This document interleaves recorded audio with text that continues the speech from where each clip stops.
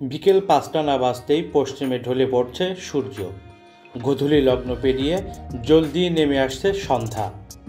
ভোরের আলো ফুটতেই স্নিগ্ধ শিশিরে ভেজা সবুজ ধানের পাতাগুলো নুয়ে পড়ছে বাতাসে।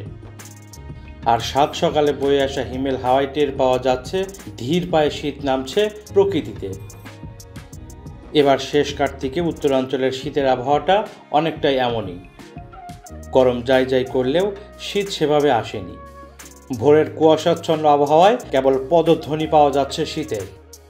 কাঁপন ধরা শীত নামবে খুব শীঘ্রই, অর্থাৎ অগ্রহায়ণ পেরিয়ে পৌষ মাস এলেই নামবে হাড় কাঁপানো শীত। এ সময় শৈত্যপ্রবাহ বয়ে যাবে উত্তরাঞ্চলের উপর দিয়ে। তবে বিভিন্ন কারণে এবার হেমন্তেই কড়া নাড়ছে শীত। এরই মধ্যে বন্ধ হয়ে গেছে ঘরের সিলিং ফ্যানটিও।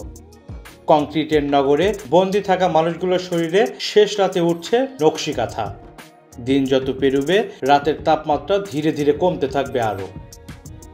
অগ্রহায়ণের বয়স শুরু, শীত বাড়তে শুরু করছে উত্তরাঞ্চলে। গত 7 দিনের ব্যবধানে শীতের তীব্রতা বেড়েছে কিছুটা, তবে এখনও হাড় কাঁপানো শীত স্পর্শ করেনি উত্তরাঞ্চলের মানুষকে। গ্রামের তুলনায় শহরে অপেক্ষাকৃত শীতের তীব্রতা কম। গত কদিন সকালে সূর্যের দেখা না মিললেও বেলা বাড়ার সাথে সাথে ঠিক রোদ উঠে যাচ্ছে শহরে গ্রামে। তবে গত 2 দিন হলো 24 ঘন্টা হিমেল হাওয়া জানান দিচ্ছে শীত জেঁকে বসতে পারে খুব অচিরেই।